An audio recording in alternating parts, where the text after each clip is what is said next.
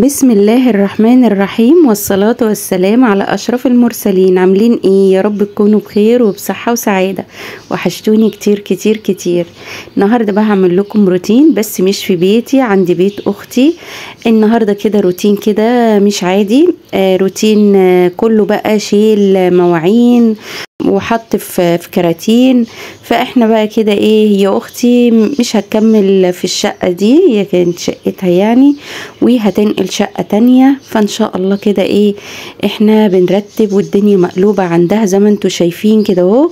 المطبخ يضرب يقلب. ليه بقى؟ لان احنا شلنا المطبخ من الحيطة، من الجزء اللي فوق ده، يعني كان في وحدة كده من فوق شلناها. وطبعا بقى المواعين كلها اللي كانت في المطبخ والظرف اللي كانت فوق كلها نزلت تحت كده، وشلنا من تحت فوق المطبخ وجوه المطبخ. فبقى ايه، بنعبي في كراتين. واللي بس هي ان شاء الله هتمشي في اول 7 باذن الله ان شاء الله. فلسه شويه كده يعني، هي هتعيد في الشقه دي برضو. فاحنا هنسيب كده شويه مواعين في الظرف، الحاجات اللي هي بتستخدمها، الاطباق وكم حله، علب التوابل، الخلاط، الكبه، الحاجات دي كلها هحطها لها في الظرف اللي تحت. والحاجات اللي هي ايه بتستخدمها بتناول ايديها يعني هحطها لها على الرخامه. فطبعا بقى ايه الحاجات بقى اللي ملهاش عوزه بقى، الحلل الكبيره والصواني الكبيره والحاجات اللي هي بتستخدمها فين وفين، حطيناها بقى ايه، حطينا في كراتين، حطينا في سبت، يعني هتشوفوا في اخر الفيديو الحاجات اللي احنا معبيين فيها المواعين اللي هي مش عاوزاها. فانا بقى طبعا ايه اليومين دول كنت واقفه معاها في شيل بعض حاجات وكده. فقلت بقى ايه، همسك لها المطبخ، لان مش عارفين نعمل اي حاجه، مش عارفين نعمل فطار، مش عارفين نطبخ، مش عارفين نعمل اي حاجه. المطبخ زي ما انتوا شفتوه في اول الفيديو كان عامل ازاي، مكركب ازاي. فقلنا بقى ايه، فقلت انا لا، انا هعمله لك انا واظبطه لك. فطبعا بقى شلت بقى الحاجات دي. طبعا انا عبيت كله الحاجات اللي ملهاش عوزه، حطيتها في كراتين زي ما انا قلت لكم. خلاص كده. وبقى بنضف الرخامه بقى طبعا زي ما انتم يعني متدمره. ليه؟ لان ما احنا نزلنا فكينا الرف اللي فوق اللي هو المطبخ، الجزء اللي فوق المطبخ قطعتين، القطعه اللي انا بعملها دي والقطعه اللي هي بتبقى فوق، فكناها فنزلنا كله بقى على الرخامه. يعني ايه، الراجل وهو بيفك لنا المطبخ فنزل بقى من الحيطه كده بقى الرماد وحاجات من دي. فاتبهدلت بصراحه الرخام.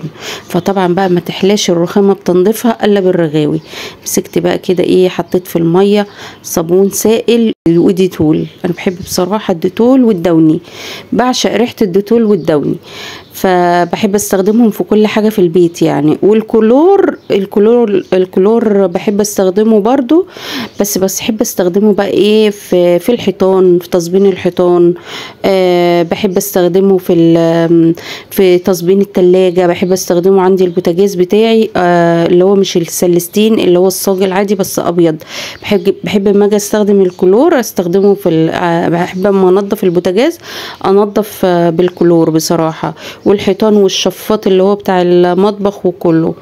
فطبعا بقى ايه، هنا بصوا انا بنظم بقى الحاجات اللي هي هتستخدمها، لان طبعا المطبخ من فوق ما فيش. فانا بقى ايه، احطها لها على الرخامه كده، بس احطها لها في حفاظات عشان ايه، تقدر تستخدمها، تبقى في متناول ايديها، ما تنزلش يعني، ما تفتحش الضرفه من تحت، لان الضرف اللي تحت عددها محدود. فحطيت لها الاطباق، حطيت لها كام حله كده للاستخدام، كام صينيه كده برضو. فروحت بقى ايه، نظمته لها كده زي ما انتوا شايفين كده.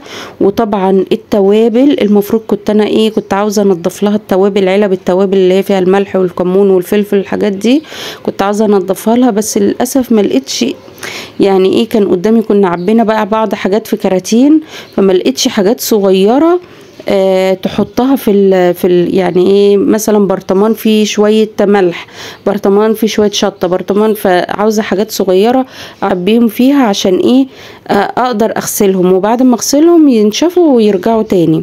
فطبعا ما لقيتش. فرحت بقى ايه يعني، غسلت لها بس كده كام حاجه يعني، الغطيان بتاعتها يعني. وقلت لها مره تانية بقى اما اجيلك ممكن نبقى نفضيهم، نشوف مثلا اكياس صغيره بلاستيك كده ونفضيهم فيها وبعدين نغسلهم ونرجعهم تاني. وهنا الديب فريزر برضو ايه بمسحه. على فكره المطبخ ده الستيكر ده مش رخام، ده ستيكر يعني اللي هو الاسود ده. بصوا هنا دي حته صباره وريها لكم ان احنا كنا جايبينها تحت من الزرع من العماره فبعمل بيها وشي يعني فتحتها وعملت بيها وشي، فانا سايباها هنا كده بعد ما اخلص هبقى اكملها تاني. بس الستيكر ده بقى ايه يا ستي؟ الستيكر ده مش رخام، ده ستيكر. الستيكر ده انا كنت عاملاه لها، انا اللي مركباه، وكنت المطبخ بتاعها ده اللي انتوا شفتوه ده برضو ده كان مطبخ لونه بيج او بني كده تقريبا، يعني بني فاتح دخل على درجات البيج. انتوا حتى يعني لو خدتوا بالكم في الادراج هتلاقوه باين من الادراج لان الاستيكر اتقطع. بس عاوزه اقول لكم الاستيكر ده نوعه جميل جميل جدا، بقاله كتير جدا عندها. اللي قطع بس الادراج دي الادراج دي كانت هي قبل كده كانت مأجرة الشقة دي وبعدين مأجرتها، فلما استلمتها بقى لقيت الادراج كده. اما هو الستيكر جميل جدا، يعني حبينا نشيل حتة منه كده من بقية الادراج عشان نشيل الستيكر كله عشان بقى ما يبقاش منظره وحش. بصوا منظر برضو الادراج لو انتوا خدتوا بالكم حته سودا وحته بيج، حته سودا وحته فاحنا بقولنا بقى نشيل الادراج كلها، الستيكر بتاع الادراج. هي كده كده ما تيجي تنقل ان شاء الله في شقه تانية هتشيل الستيكر كله.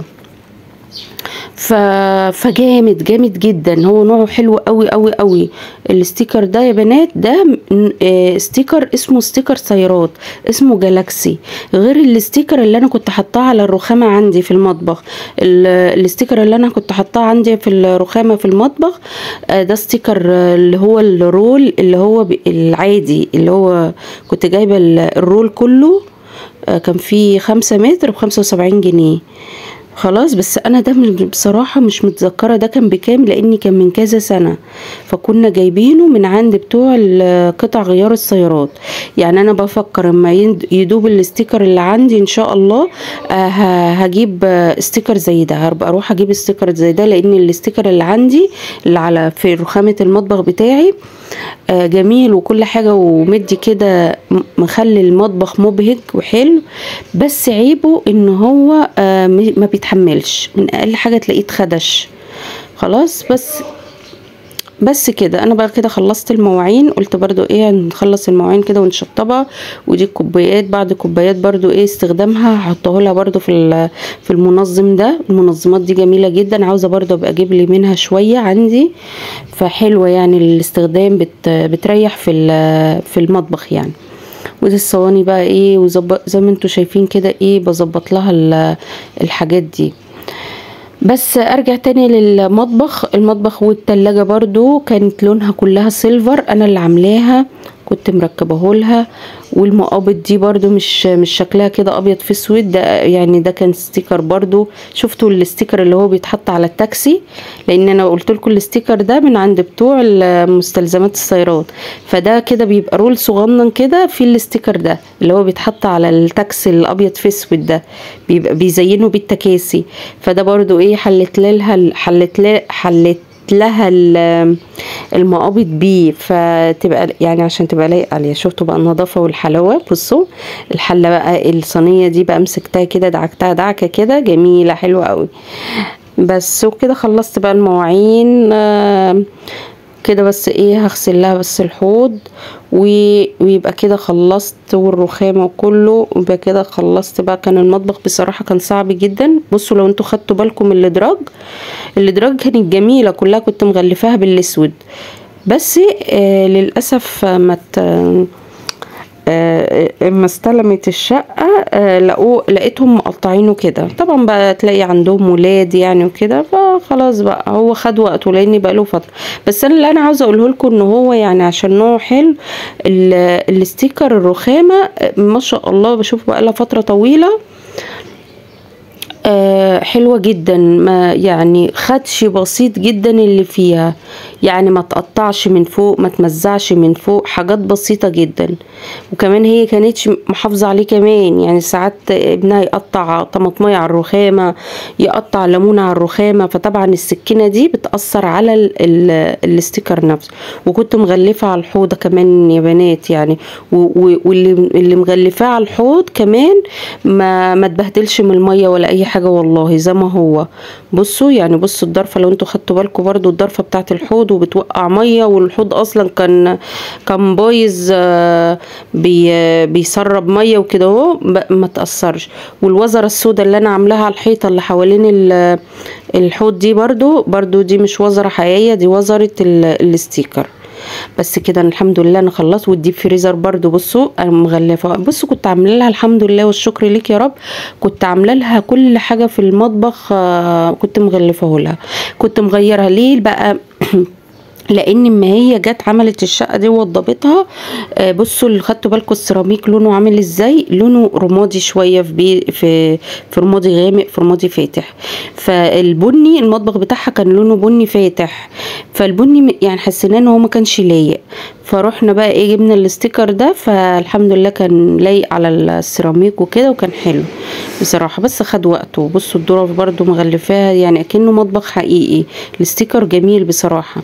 وكده بقى حطيت بقى ميه بديتول، وادعك بقى الارض دعكه كده معتبره، لان كانت بصراحه الارض كانت حاجه صعبه جدا جدا. بس كده، فبس بقى ونضف بقى وبالمقشه. بدعك. للاسف قعدنا ندور على المساحه اللي في الروف، والله تصدقوا المساحه باين كانت موجوده هنا انا خدت بالي ان هي موجوده جنب الستاند بتاع البصل ده. المهم يعني ساعتها كنا قاعدين ندور على المساحه في الروف، وما لقيناها، مش لاقيين المفتاح بتاع الحديد، فروحت بقى مسحه كده بالشرشوبه. بس كده والحمد لله بقى. بصوا النظافه والجمال والحلاوه، الله تسلم ايدك يا بنتي يا دينا، بصراحه قعدت تدعي لي بصراحه. الحمد لله. ارجع بقى كل حاجه كده مكانها. انا بصراحه كنت ما كنتش هشيلهم، بس قلت لا، يعني مش معقوله بقى رش الميه ودعك الارض وما نشيلش الحاجات دي. رحت شايلاها، وزي ما انتوا شايفين كده جميله جدا جدا.